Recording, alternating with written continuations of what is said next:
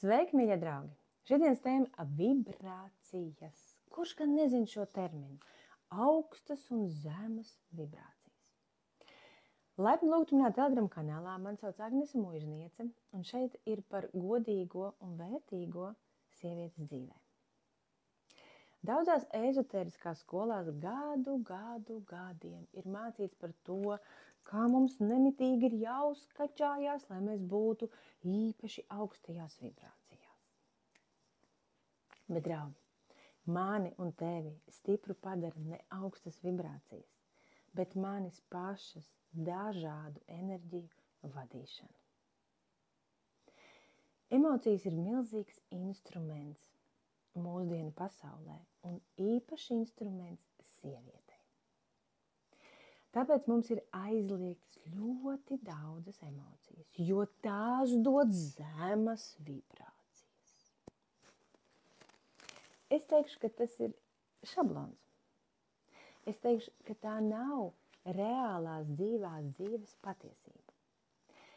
Jo tad, kad sieviete atklāja tās domu formas, kas ir pilnībā destruktīvas, kas viņu ir barojušas gadiem, kopš viņa ir bijusi maza meitenīte.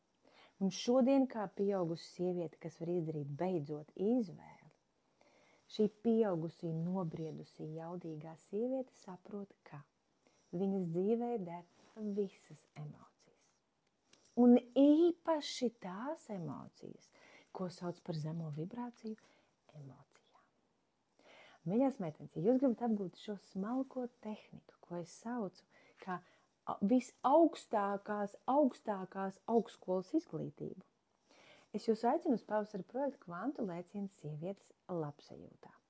Jo tur tu iemācīsies un apgūsi, kā kļūt par savas enerģijas pārvaldnieci. Ko tas dos? Tas, kad es pārvaldu visus savus kanālus, un nekādi destruktīvi kanāli nevar pat pieslēgties. Laipni lūgtas iepazīties ar projektu un programmu zemāk šeit aprakstā, un gaidu katru vienu, kur ir tik pietiekami drosmīga, lai beidzot sāktu dzīvot savu garšīgu, kaifīgu, kaislīgu dzīvi. Kad nav vairs bail no bailēm un trauksmēm, kad sieviete pārvalda un pārzina sevi vairākās dimensijās. Gan savu mentālo lauku, gan savu enerģētisko lauku, gan savu fizisko, emocionālo, un tādā veidā atgūst savu psihisko spēku un dzīves spēku. Un tad nav nekāds sakars ar augstām vibrācijām. Laipni lūgtas, meitenes!